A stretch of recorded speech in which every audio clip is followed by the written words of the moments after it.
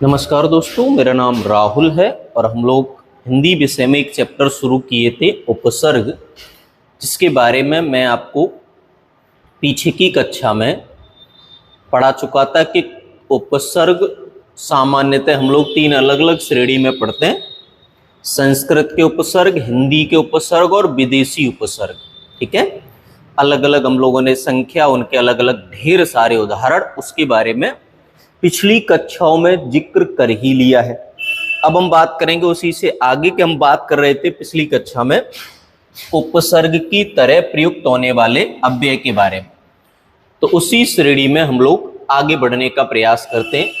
उपसर्ग की तरह प्रयुक्त होने वाले अव्यय के बारे में और इन्हीं पर आधारित कुछ और उदाहरणों को देखने का भी प्रयास करेंगे। जैसे अब देखो, अगला जो अव्यय है वो है अमा।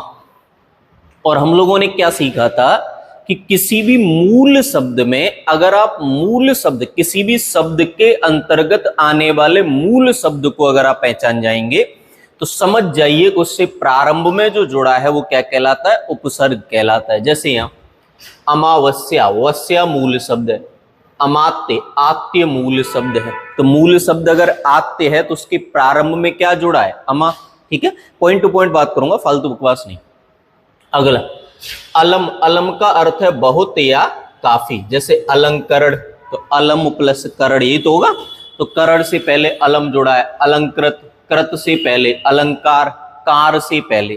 ठीक है, अगला है आत्म। आत्म का अर्थ है स्वयं। अब देखो, आत्म उपसर्ग की तरह भी प्रयुक्त होता है और अव्यय की तरह भी प्रयुक्त होता है। दोनों में जब चुनना है तो उपसर्ग वाला ही चुनते हैं। जैसे आत्मकथा में मूल शब्द कथा हो गया, आत्मघात में घात हो गया, आत्मबल में बल हो गया, आत्मानुभूति में मूल शब्द क्या हुआ, अनुभूति, है ना।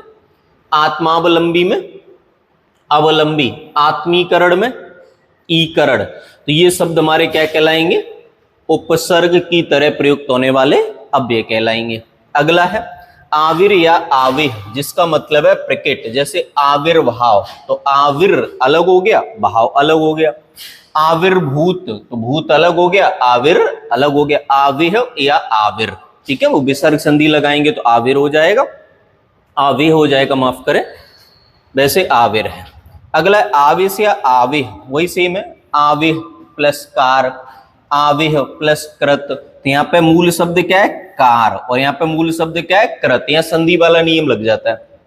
आविह प्लस कार, जब जब विसर्ग के बाद क ख प फ ई अक्षर आते हैं तो विसर्ग हमेशा षटकोण वाले समय बदल जाता है, हालांकि उसके कुछ अपवाद भी है। ठीक है ना, तो ये बात हम लोगों ने पीछे की क्लास में पढ़ रखी है। अगला है इत। इत का मतलब है या तो अंत या ऐसा, दो अर्थ में प्रयुक्त होता है। जैसे इत श्री, श्री मूल शब्द हो गया। इतिहास, हाल मूल शब्द हो गया। इत्यादि, आदि मूल शब्द हो गया। इतिव्रत, व्रत मूल शब्द हो गया। इति वार्ता, वार्ता मूल शब्द हो गया। इति कर्तव्य, कर्तव्य आपका मूल शब्द हो गया। तो इनके प्रारंभ में जो जोड़ा है वो क्या कहलाएगा, अव्यय। अभी उपसर्ग नहीं कहलाएगा, अभी क्या कहलाएगा, अव्यय। अगला देखिए, इत के बाद आता है चिर। चिर का तात्पर्य है बहुत। जैसे चिरकाल, काल से पहले चिर। चिरंतन, अंतन से पहले चिर। चिरायु, आयु से पहले चिर। चिरंजीव, जीव से पहले चिर। चिर स्थाई, स्थाई से पहले चिर। चिर परिचित, परिचित से पहले चिर। चिर प्रतीक्षित, प्रतीक्षित से पहले चिर। चिर स्मरणीय, स्मरणीय से पहले। चिर कुमार, कुमार से पहले। चिर जीवन, जीवन से पहले। तो ये जो शब्द मैंने बोले वो सभी मूल शब्द हैं, और मूल शब्दों के प्रारंभ में जो शब्द जोड़ा जाता है वो या तो उपसर्ग कहलाता है या अव्यय। अब ये उपसर्ग की लिस्ट में है नहीं तो कहां रखेंगे, अव्यय की लिस्ट में, सामान्य सी बात है। अगला है तत्। तत् का मतलब है उस समय। जैसे तल्लीन, लीन मूल शब्द है। तन्मय, मय, तत् प्लस मय संधि लग जाएगी ना। तद्धित, तत् प्लस हित, तत् या तद प्लस हित, याद है संधि वाला नियम। तदनंतर, तत् प्लस अनंतर।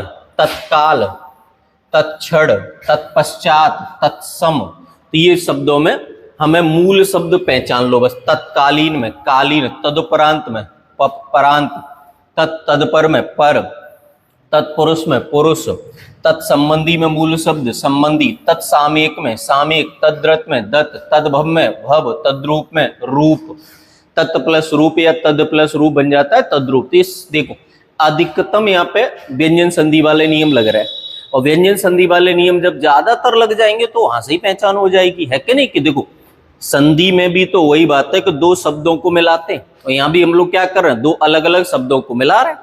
मेल उनके परिवर्तन उनके वर्णों में हो रहा है, लेकिन मिला हम शब्दों को रहे, है ना।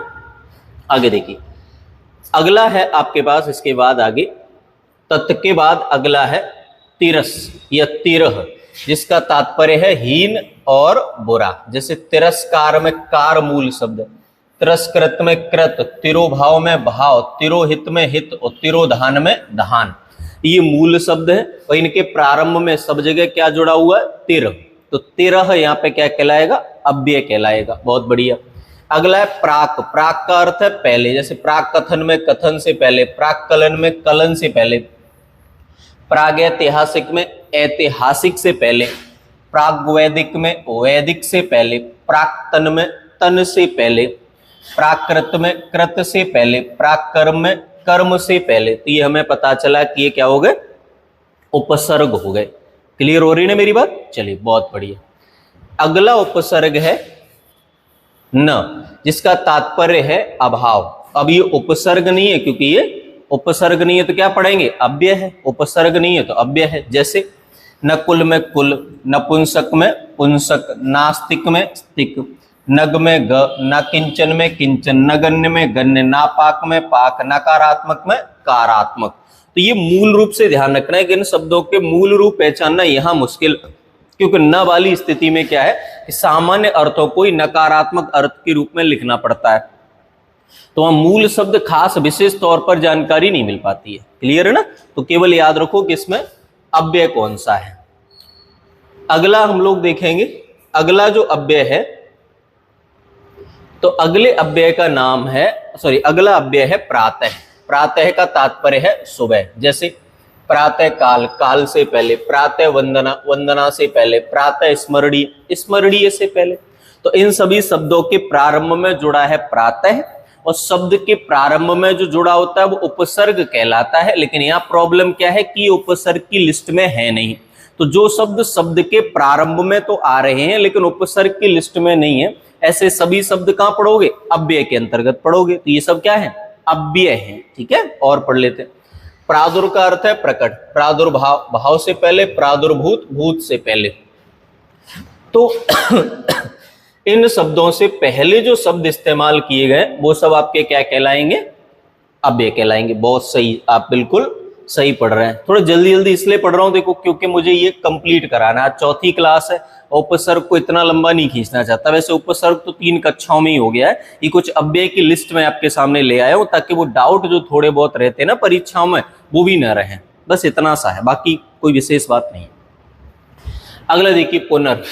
तो पुनर् और पुनः, जिसका तात्पर्य फिर। जैसे पुनर्जन्म, जन्म से पहले, पुनरागमन, आगमन से पहले, पुनरुदय, उदय से पहले, पुनर्विवाह, विवाह से पहले, पुनर्मिलन, मिलन से पहले, पुनर्विचार, विचार से पहले, पुनरुद्धार, उद्धार से पहले। तो इन सभी शब्दों के प्रारंभ में या तो पुनः जुड़ा हुआ है या पुनर्जुड़ा हुआ है। संधि के हिसाब से पुनः जुड़ा हुआ है, अव्यय उपसर्ग के हिसाब से पुनर् भी है। ठीक है। अगला है आपका पुरा। पुरा का तात्पर्य है प्राचीन, पुरातन, तन से पहले, पुरातत्व, तत्व से पहले, पुरापत, पद से पहले, पुराण, अन से पहले, पुरावशेष, वशेष से पहले, पुराचीन, अचीन से पहले, पुराकाल, काल से पहले, पुरालिप, लिप से पहले, पुराव्रत, व्रत से पहले, पुराकथा, कथा से पहले। तो इन सभी शब्दों के प्रारंभ में जो शब्द जोड़े गए हैं वो क्या कहलाएंगे, अव्यय। मूल शब्द हम लोग बताते जा रहे हैं, थोड़ा जल्दी जल्दी बता रहा हूं ताकि मैं खत्म करा सकूं। अगला है पुरः, समक्ष। इसका तात्पर्य है सामने या समक्ष। जैसे पुरोहित, हित से पहले, पुरोधा, उदा से पहले, पुरोगामी, गामी से पहले।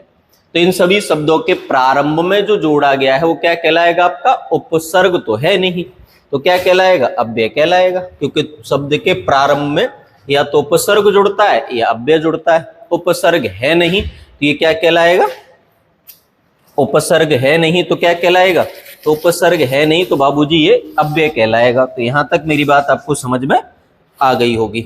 अगला देखिए, अगला है पुरस। पुरस का तात्पर्य है आगे, जैसे पुरस्कार कार से पहले, पुरस्चरण चरण से पहले, पुरस्कृत कृत से पहले, पुरसत्व सत्व से पहले।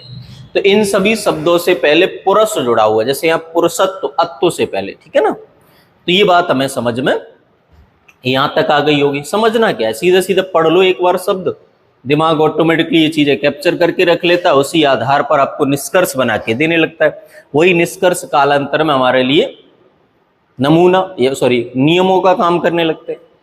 आगे देखो, पूर्व का तात्पर्य पहले, जैसे पूर्वज ज से पहले, पूर्वाग्रह आग्रह से पहले, पूर्वार्ध अर्ध से पहले, पूर्वान अन से पहले, पूर्वानुमान अनुमान से पहले, पूर्व निश्चित निश्चित से पहले, पूर्वाभिमुखी अभिमुखी से पहले, पूर्वापेक्षा अपेक्षा से पहले, पूर्व परिचित परिचित से पहले, पूर्व निर्मित निर्मित से पहले, पूर्व निहित निहित शब्द के प्रारंभ में क्या जोड़ा गया, पूर्व। तो जहां जहां मूल शब्दों के प्रारंभ में पूर्व जोड़ा जाए, देखिए मेरी और आपकी मजबूरी है उपसर्ग याद करना। अगर हम उपसर्ग याद नहीं करेंगे तो एक समस्या गंभीर रूप से खड़ी हो जाएगी। क्या समस्या है, पहले उसको समझ लो। समस्या ये है बाबूजी कि एक विकट समस्या हम सबके सामने आ जाएगी, और वो समस्या ये है कि जब जब हम टॉपिक को पढ़ रहे होंगे तब तब हमारी समझ में एक दिक्कत आएगी कि उपसर्ग है या अव्यय है। और उपसर्ग याद हो तो दिमाग एकदम क्रिस्टल क्लियर रहता है कि उपसर्ग की लिस्ट में नहीं है तो ये अव्यय की लिस्ट में है, क्योंकि दो ही बातें हैं, या तो उपसर्ग होगा या अव्यय होगा। अब पेपर में दोनों ऑप्शन मिल जाए तो बाबूजी उपसर्ग याद करना पड़ेगा।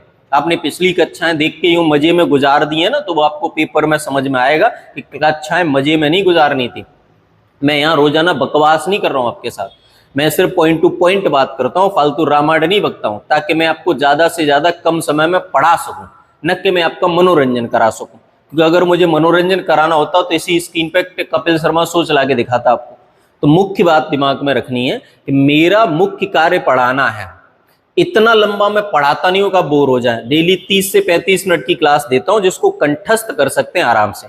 40 से 45 मिनट आपका दिमाग एकाग्रचित रह ही सकता है, इसलिए बहुत ध्यान से मेरी क्लासेस को समझिएगा। कितनी इंपॉर्टेंट है आपको परीक्षाएं बताएंगे। जब आप पेपर देने जाएंगे ना, एक भी सवाल पढ़ाए हुए से बाहर नहीं होगा, तब आप मानेंगे कि हाँ मैंने आपको डाटा एकदम पूर्ण रूप से सही और यथावत रूप से दे दिया है। चलिए आगे बात करते हैं।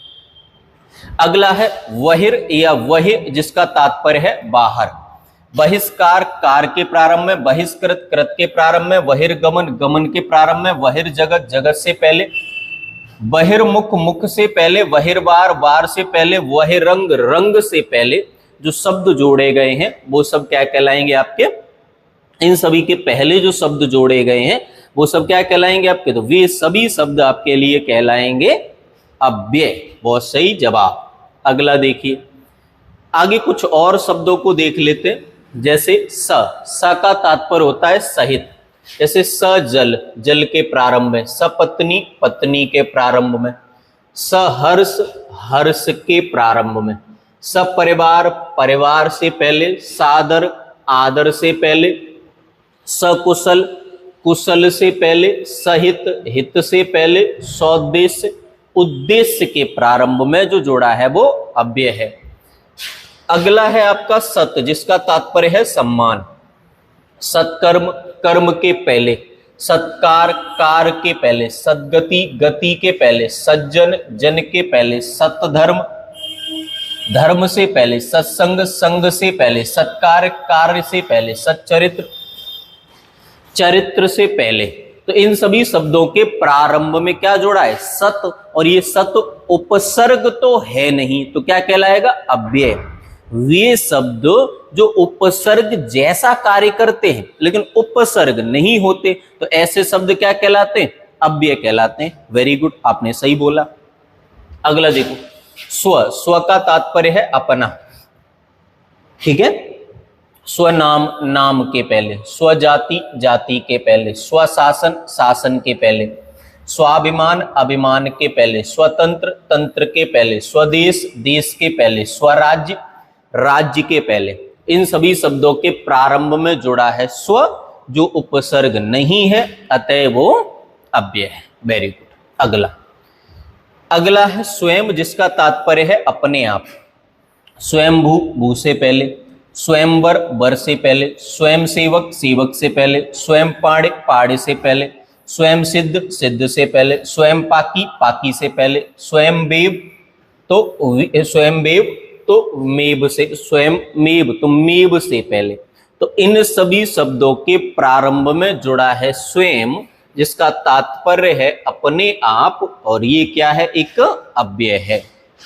चलिए अगला अव्यय है सह, जिसका तात्पर्य है साथ। जैसे स्वाध्यायी, अध्यायी के पहले, सहपाठी तो मूल शब्द पाठी है, सहकर्मी मूल शब्द कर्मी है, सहोदर मूल शब्द उदर, सह प्लस उदर संधि लगेगी, सहयोगी योगी के प्रारंभ में, सहचर चर के प्रारंभ में, सहयोग योग के प्रारंभ में, सहकार कार के प्रारंभ में, और सहयात्री यात्री मूल शब्द है और प्रारंभ में जोड़ा है सह, जो कहलाएगा आपका अव्यय, क्योंकि उपसर्ग है नहीं।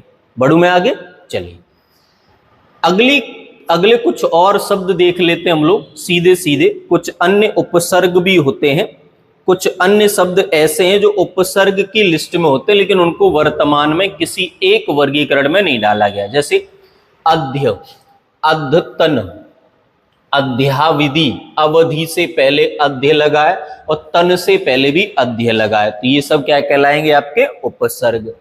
अन्य, अन्यान्य, अन्य प्लस अन्य, अन्योन्य, अन्य प्लस अन्य, अन्यथा, अन्य प्लस था, अन्यत्र, अन्य, अन्य प्लस त्र, अन्य जात, अन्य प्लस जात, क्योंकि संधि नहीं लगती ना सब जगह यहाँ पे, तो ये सीधा सीधा अन्य के उदाहरण है। आवा उपसर्ग के उदाहरण देख लीजिए, आवागमन हुआ, आवाजाही हुआ, जरूरत नहीं अब यहाँ मूल शब्द यहाँ पे नहीं, मूल शब्द शुरुआत में पूछे जाते हैं जो मैंने आपको समझा दी। अब यहाँ सीधे उदाहरण समझ लीजिए। जैसे उद, उद के उदाहरण उद्रम, उद्धार, उद्घोष, तो इन सभी शब्दों में कौन सा उपसर्ग है, उद उपसर्ग है ना। अगला जैसे कत, तो कदम्ब से पहले कदाचार में, कदर्थ में, कदस्व में, कदाकार में आदि शब्दों में एक उपसर्ग लगा हुआ है कत। और उपसर्ग है जैसे काम, कामयाब में, काम में, कामचोर, काम चलाऊ, कामदेव, कामधेनु, काम शास्त्र, कामांधुक, ठीक है, कामाक्षी, कामाख्या, कामाग्नि, कामातुर, कामायनी, कामोन्माद। तो इन सभी शब्दों में प्रारंभिक रूप से एक शब्द जोड़ा गया है काम, और वह शब्द किसका काम करेगा आप बताइए, उपसर्ग का काम करेगा। कुछ और उदाहरण देखने में देखिएगा, समझिएगा। जैसे एक उपसर्ग है वर, तो वर से क्या बना, वरदास्त, वरवाद, वर करार, सब जगह वर जोड़ा है कि नहीं, वरखास्त, वर तरफ, वर वक्ता, तो सभी शब्दों में वर जुड़ा हुआ है। एक है भू, भूगोल, भूधर, भू, सभी जगह क्या जुड़ा है, भू, भूतल, भूकंप, भूगर्भ, भूदेव, भूपति, भूमंडल, भूमध्य सागर, भूखा, भूस्वामी, भूपालक, ठीक है। तो इन सभी शब्दों के प्रारंभ में क्या जुड़ा है, भू। यहाँ पे याद रखना है मूल शब्द बिल्कुल नहीं पूछा, क्योंकि ये तो पहले ही हम लोग वहां पहुंच गए जो बहुत मुश्किल से आपकी परीक्षा में यहाँ तक लेवल पहुंचेगा। मान लो पहुंच भी गया तो यहाँ केवल उपसर्ग बताना है, ठीक है। इसलिए इसमें मूल शब्द, उपसर्ग, उस सबके झंझट में नहीं पढ़ना है, केवल उदाहरण पढ़ लो ताकि आपके दिमाग में आ जाए कि अगर इनमें से कोई एक आध एग्जाम्पल परीक्षा में पूछा जाए जिसके पूछने के चांस थोड़े कम ही हैं, तो भी आप सवाल को कर देंगे। मेरा मतलब वही है कि पेपर में आने वाला एक भी सवाल आपकी जानकारी से बाहर ना हो। देखो आगे, जैसे सुई से बना स्वीकार्य, स्वीकार, स्वीकृत, ठीक है। मंद से बना आपके कई शब्द हैं मंद से, जैसे मंद बुद्धि बना मंद गति, मंदाग्नि, मंद भाग्य, मंदाकिनी, मंदार। मत से बना मतदान, मतपत्र, मतदाता, मतवाला, मतगणना, मत संग्रह, मतभेद, मताधिकार, मतावलंबी, मतांतर। मिथ्या से बना मिथ्यावाद, मिथ्यावियोग, मिथ्याभिशाप, मिथ्याहार, मिथ्याचरण। ये सभी शब्द किससे बने? मिथ्या शब्द से बने। आगे की बात कर लेते हैं। सवाल आगे की बात करेंगे तो आगे कुछ और उदाहरण दिए गए, जैसे मद। मद से क्या बना? मदमस्त, मदकारी, मदमत। इन सब में कौन सा उपसर्ग है? मद। ठीक है। आगे जैसे मधुकर, मधुमक्खी, मधुसूदन, मधुवन, मधुवाला, मधुमेह, मधुशाला, मधुस्वर। इन सभी में कौन सा उपसर्ग है? आप बताओ। मधु उपसर्ग है। तो इन सभी में उपसर्ग कौन सा है? मधु। ठीक है। आगे देखो, आगे शब्द है मनचला, मनचाहा, मनमोहन, मन भाया, मनहर, मन भावन, मनगढ़ंत, मनमुटाव, मनमौजी, मनमानी, मन सब। इन सब में कौन सा उपसर्ग है? मन, अपना मन। ठीक है। अगला है मरुभूमि, मरुस्थल, मरुप्रदेश, मरुधर, मरुधान। इन सब में कौन सा उपसर्ग है? मरु। सबके प्रारंभ में जुड़ा हुआ है ना मरु, तो वहां से आपको समझ में आ रहा है। अगला देखो, जैसे महावियोग, महाभारत, महायज्ञ, महायान, महारथी, महाराज, महाराष्ट्र, महासागर। ठीक है। महाप्रस्थान, महावीर, महाकाल, महाप्राण, महामंत्री। इन सभी में कौन सा उपसर्ग है? महा। एक शब्द जुड़ा हुआ है महा, जो यहाँ पे उपसर्ग का काम कर रहा है।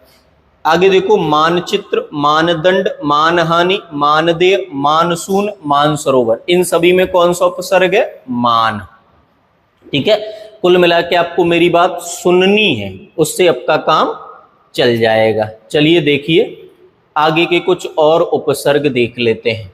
जैसे यहां अगले शब्द है मितभाषी, मितव्यय, मितव्ययी, मिताहार। सब में क्या जुड़ा है? मित। सब में उपसर्ग क्या जुड़ा है? मित। अगला जैसे मोहफट, मोह बोला, मोह मांगा, मोह दिखाई, मोह तोड़, मोह लग। इन सब में क्या जुड़ा हुआ है? मोह। प्रारंभ में क्या जुड़ा है? मोह। और जो शब्द के प्रारंभ में जुड़ा होता है बेटा, वही तो कहलाता है उपसर्ग, अव्यय भी कहलाता है, इसीलिए तो पढ़ रहे हैं। मूलभूत, मूलधन, मूल मंत्र, मूल ग्रंथ, मूलबंध। इन सब के प्रारंभ में क्या जुड़ा है? मूल उपसर्ग।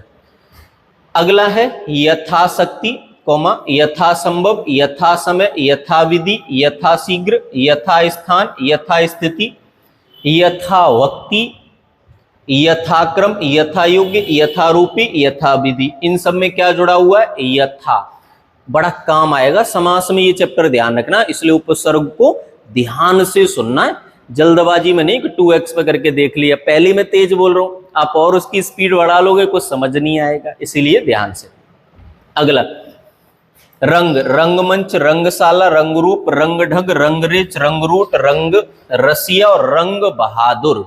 इन सभी में कौन सा उपसर्ग है? वही है जो शुरुआत में शब्द जुड़ा हुआ है, रंग। आगे रक्तमुंड, रक्तवर्ण, रक्तस्राव, रक्तकंठ, रक्त रंजित, रक्त कालपता और रक्त। सब में क्या जुड़ा हुआ है? रक्त शब्द जुड़ा हुआ है, जो यहाँ पे किसका काम करेगा? उपसर्ग का काम करेगा।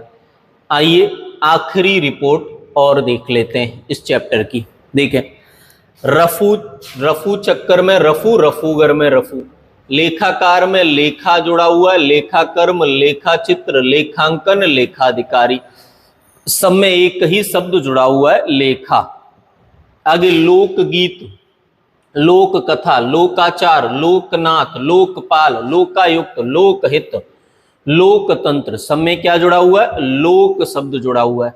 वज्रपाणि, वज्रदंत, वज्रांग, वज्रासन, वज्रायुध। सब में क्या जुड़ा हुआ है? वज्र शब्द जुड़ा हुआ है। Very good. वर्गमूल, वर्गफल, वर्गाकार। सब में क्या जुड़ा हुआ है? वर्ग शब्द जुड़ा हुआ है। बहुत सही जवाब आपका। सार्वजनिक, सार्वांतर, सार्वभौम, सार्वकालिक, सार्वदेशिक। सब में क्या जुड़ा हुआ है? सार्व शब्द जुड़ा हुआ है। ठीक है ना? तो मैंने इस कक्षा को यहां तक पूर्ण किया है। हालांकि आज की क्लास में मैं मानता हूं, इस बात को स्वीकार करता हूं कि मैंने बहुत तेज पढ़ा दिया है, क्योंकि आज की कक्षा में विशेष तौर पर कुछ खास पढ़ाना नहीं था, बस कुछ शब्द आपको समझाने थे, कुछ शब्द आपको सुनाने थे, ताकि आपके दिमाग में उपसर्ग और अव्यय को लेके क्रिस्टल क्लियर हो सके बातें, और इनके बीच के आपसी अंतर भी आपकी समझ में आ सके। ठीक है, तो आज की क्लास यहीं समाप्त करते हैं। मिलेंगे अगली क्लास में अगले चैप्टर प्रत्यय के साथ। तो अगली क्लास में मिलते हैं, तब तक आप खुश रहिए, ख्याल रखिए, मन लगाकर पढ़िए। अगर हो सके, अगर मैं आपके साथ थोड़ी सी भी, जरा सी भी मेहनत कर रहा हूं तो क्लास को शेयर भी कर दीजिए। जो भी आपके पास व्हाट्सएप ग्रुप, टेलीग्राम ग्रुप, जहां भी आप ऐड हो सके अगर आपसे, तो इतना आप मेरा साथ जरूर दे दीजिए, ताकि मैं भी आगे बढ़ सकूं और आपको आगे बढ़ा सकूं। ठीक है ना, मिलेंगे अगली क्लास में, तब तक धन्यवाद।